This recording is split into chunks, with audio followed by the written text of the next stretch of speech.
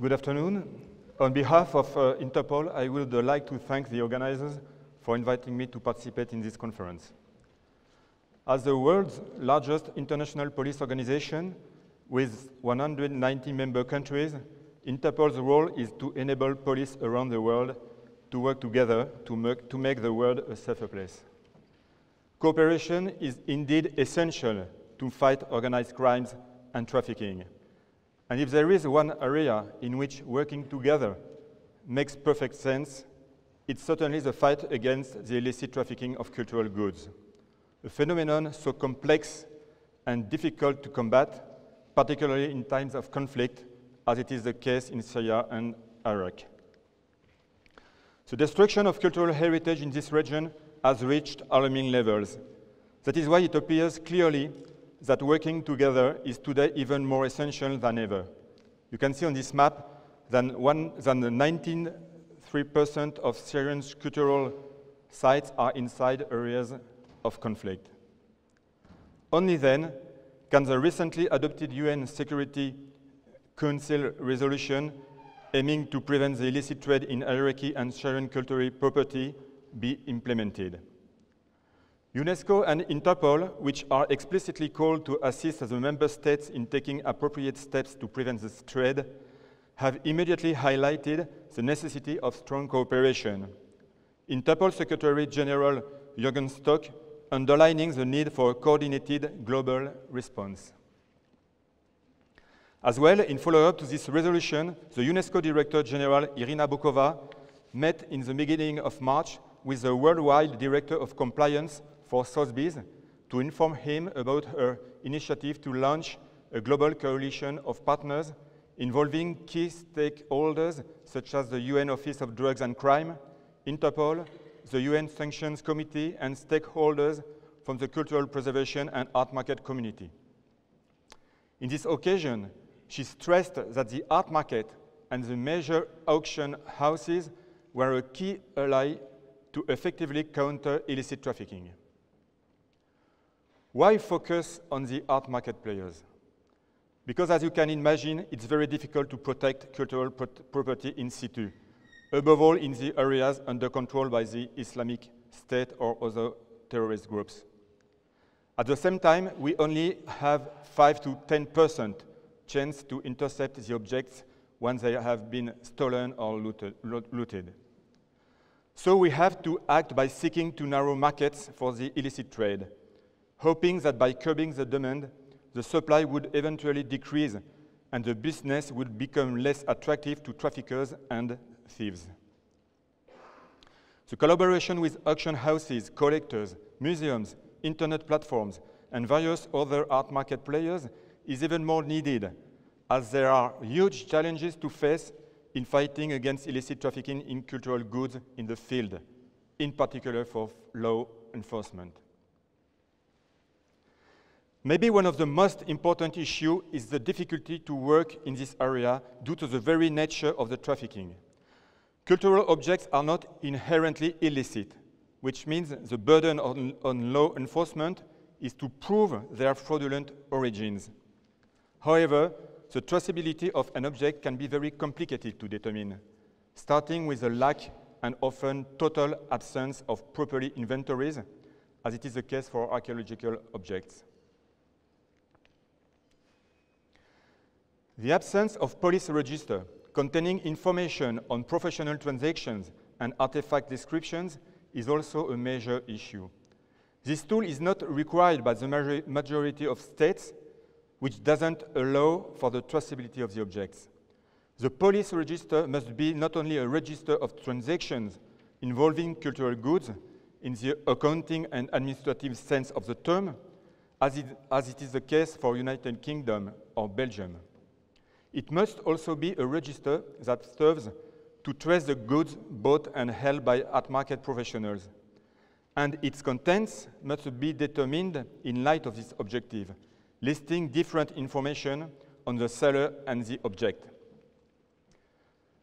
But as I said, only a few states have created an obligation for art market professionals to keep a register of this kind.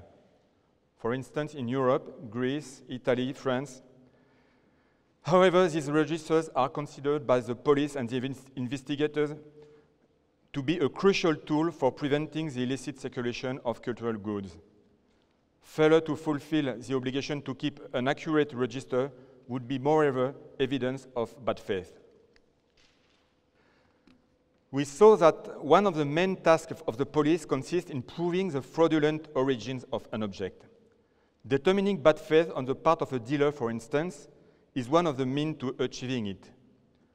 So the task of the police also consists in verifying that the buyer of artwork exercises due diligence, with several criteria that should be taken into account at the time of purchase, as due diligence is an element that circumvents good faith. Among the numerous checks to be carried out on the object, the consultation of a database of stolen objects, in particular Interpol's one. And regarding Syria, we are processing information on 1,305 objects from the Deir Atiyah Museum, as well as all known items stolen from other sites. In the framework of this collaboration with the art market players, we need to promote and reward good market behavior. Most of museums or art dealers have, for a long time, codes of ethics or due diligence guidelines. But awareness of the importance of due diligence still needs to be recalled to help potential buyers to increase their level of vigilance. In this perspective, UNESCO signed agreements with major auction houses and big world museums, under which they agreed to refrain from buying any Syrian antiquities that are not supported by official certificates and proof of provenance. One more challenge for the police, and not the least, is obviously the internet, with in particular the difficulty to effectively monitor all of these objects offered for sale.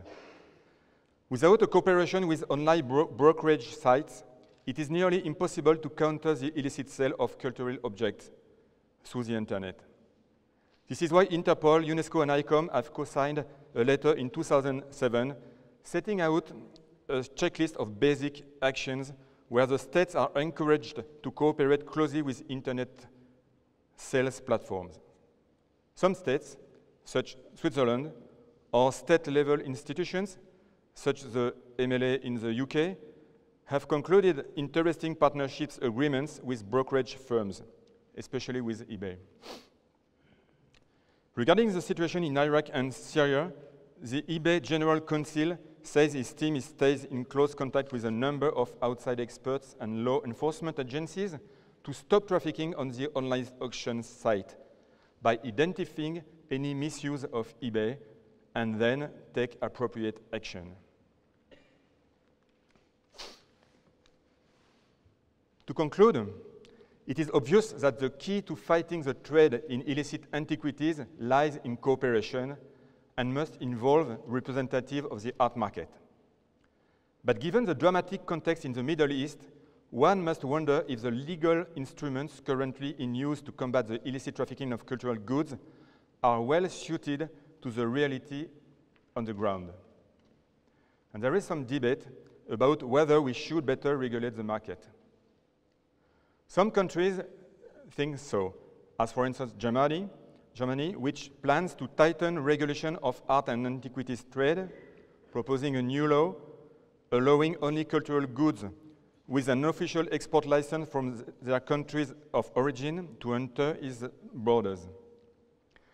As well in the US, where 4 congressmen recently reintroduced a bill into the House of Representatives that attempts to restrict imports of cultural property illegally trafficked from Syria. But such initiatives might be difficult to implement, given the opposition of the art market community, as in the US, where a political push for the protection of Syrian antiquities might be difficult to come by. Thus, the German Minister of Culture also expects the influential antique dealers lobby will try to put pressure on Berlin to abandon its project. One can effectively estimate that new laws are not needed and that museums, collectors, and the market can police themselves. In UK, for instance, British politicians are also not lobbying for new legislation, preferring asking for effective enforcement of existing laws and for more resources for the Metropolitan Police Art and Antiques Squad. But, as I have said before, it's not only a question of resources, but rather a complexity of investigations in the field. This is why the adoption of legally binding global measures to counter the illicit traffic appears essential to help narrow down trafficking channels and markets. And art markets are not necessarily opposed to more regulations. Thus, last month, at the International Symposium on the Illicit Traffic in Cultural Property organized by Interpol, the president of the French National Union of Antiques Dealers insisted on the high interest of the police register as a crucial tool for fighting the illicit trafficking, and that it should be made mandatory and generalized. In the same way, in light of the dramatic situation we are facing in the Middle East, we should strongly support the strengthening of legal frameworks. Thank you for your attention.